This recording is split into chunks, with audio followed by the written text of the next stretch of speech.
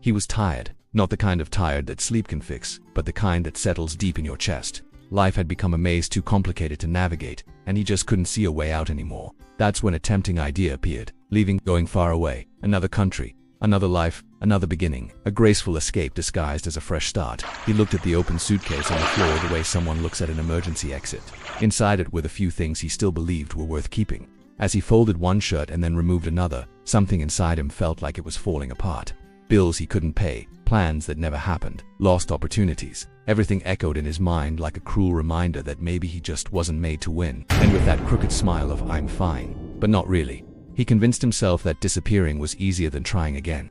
But for some reason, maybe the silence of the night, maybe an invisible nudge, he stopped. He found himself staring at the suitcase, at his life, packed, compressed, and pushed into a corner. And then a thought cut through his mind like lightning. He didn't want to escape the country. He wanted to escape himself. The tired, insecure, damaged version of him who believed everything was already lost. That realization hit hard. He sat on the bed, took a deep breath, and thought, if I leave like this, I'll arrive there as the same me, just paying rent in another language. And that truth hurt because it was real, painfully real. He closed the suitcase, not to leave, but because he finally understood that the suitcase was not the answer. Then he started taking everything out, slowly, a shirt, a book, a shoe. Each item returning to its place felt like a part of him returning to that night. He did something he hadn't done in a long time. He decided to try again.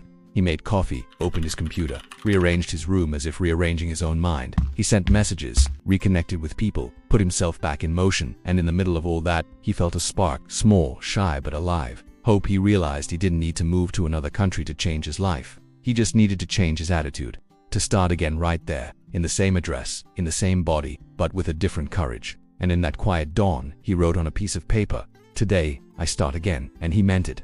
If you've ever felt like leaving everything behind, breathe. Sometimes it's not the place that suffocates you, it's the story you believe you can't rewrite. But you can, you always can. You don't need a plane ticket to change your life. You need to change your courage. Because in the end, it doesn't matter where you go. What matters is who you choose to become from this moment on. Thanks for watching.